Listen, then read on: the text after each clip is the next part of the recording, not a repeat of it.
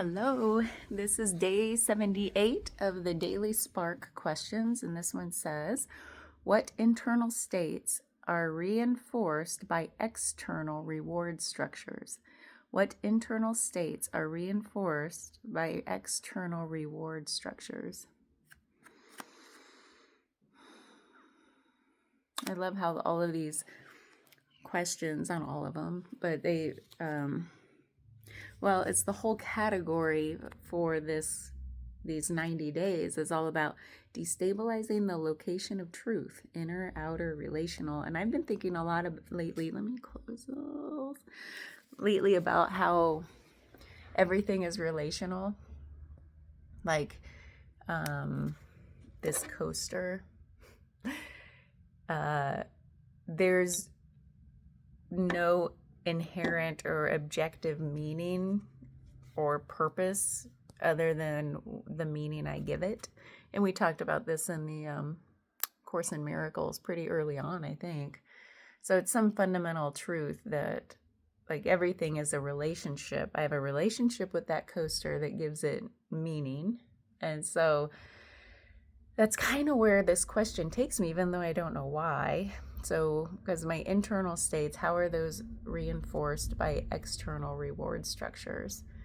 External meaning there's like a reinforcement of something I prefer to happen based on that I'm connecting in some way to how I'm feeling on the inside. So that's how I take this, is like, what do I see externally that is reinforcing how I'm feeling on the inside, as like validating is what the word I'm trying to use or find. Hold on, I need to think about this. Okay, I thought of one and I didn't take long. I just needed to focus. The one I've noticed the most that is always a wake-up call to me in such a good way. This is such positive reinforcement that I'm like, I love it. Because in my life, I tend to be like oh, get shit done. I can do it myself. I don't need any help. I don't ask for help.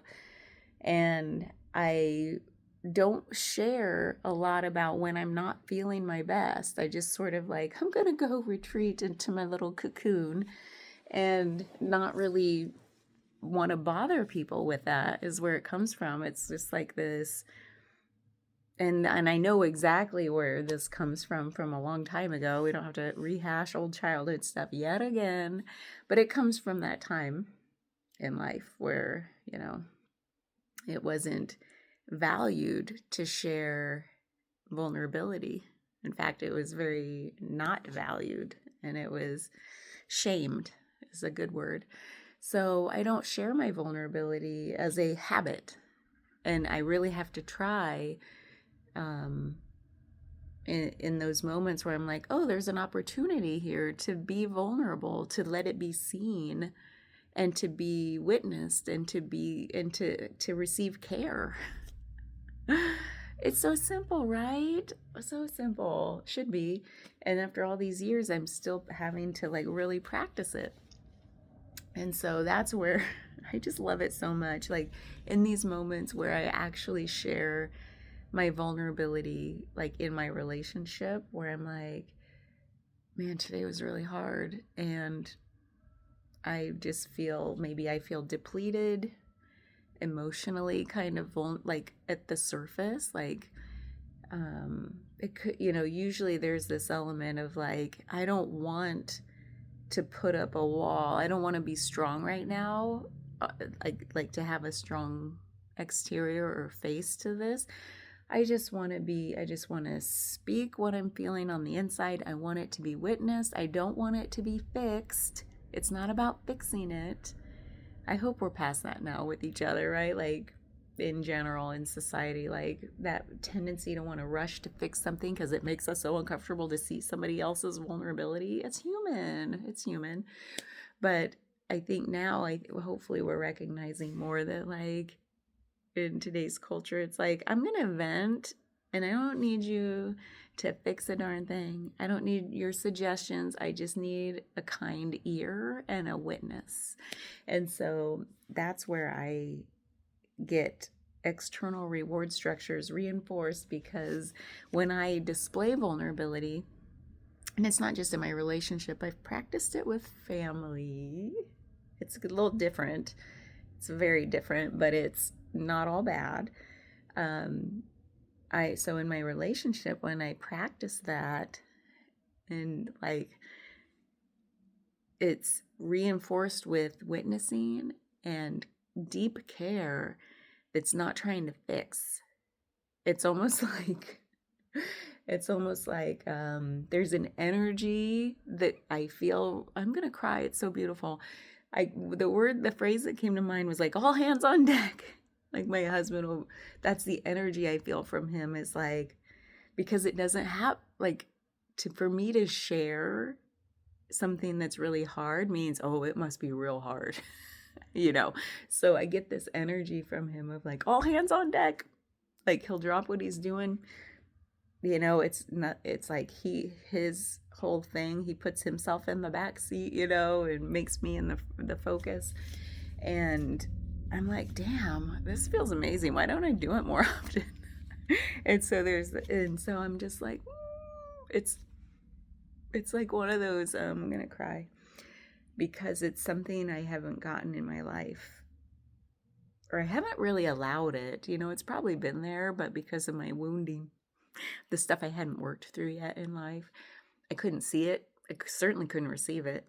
And now I can, but it still takes practice. I still have to remind myself, oh, you don't have to just shut down or try to,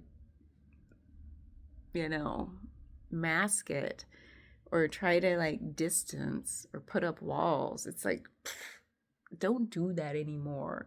So I've been practicing not doing that, and it feels amazing when it's the external reward structures are there to say, oh, I see you, I'm holding you, I'm not trying to fix you, and this is okay. You're not going to be shamed, you're not going to be made fun of, you're not going to be made to feel weak.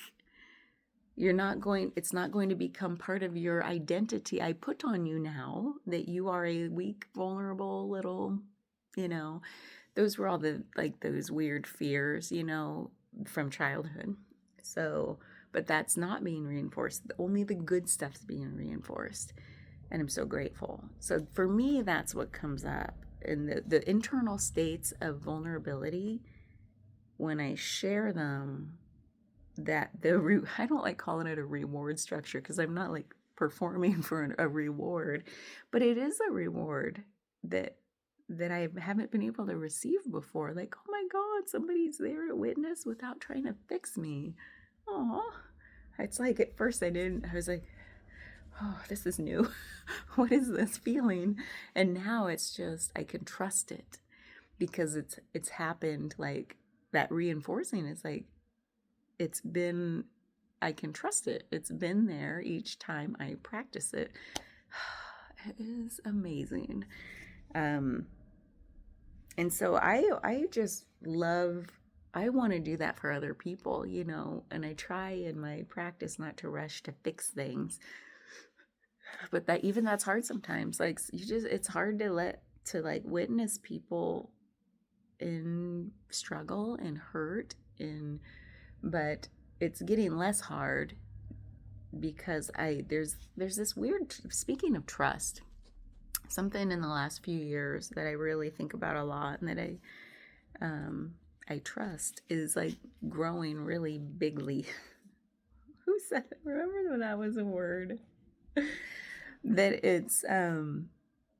it's trusting in each person's system, their wisdom, to know that they're going to be okay, and sometimes I feel like they'll need to hear maybe the words, like there are these options, because sometimes when we don't feel okay, our scope narrows and we only see so many options. And if it's in a real dark place and like they need other options, then of course I'll share those. But it's not in the name of fixing, it's in the name of broadening options that they can then choose from if they resonate. But it's not like going in and saying, here, do this, you know, the fixing. So I really trust. That's the thing I love, is the trust in this, is trusting when I'm sharing something that it'll be met with witnessing, and trusting that I can be the witness for other people without needing to rush to fix something because it's uncomfortable for me. And that's the human part, that we rush to fix each other because it's uncomfortable for us. And how awful is that, like to be like, I'm so uncomfortable. It's like that empathy thing that's like, but it's like enmeshed with ego. So it's that's why I say awful, because it's the ego part of that enmeshment that's like makes us have to do versus just witness. um but it's hard to sit with. It's a human thing. It's hard to sit and watch people struggle, and I think that's why a lot of us look out in the world right now, and it's hard to just sit and not like, what do I do to help, to like, because it's hard to witness the world and really vulnerable beings in the world, like children suffering. um this happened on my table yesterday. Oh my god, maybe that's why I'm saying it. um at the end of a Cranio session, somebody was like deeply like they felt the benefits of the treatment, and they came to such a vulnerable space, and they're one who deeply feels things in the world, and they started kind of weeping, like crying, um, because of that deeply empathetic thing, and so we sat with that for a while, um, and just allowed it to like be there, because, and that's where my heart went, was like, and maybe that's why it's coming up here, is like this,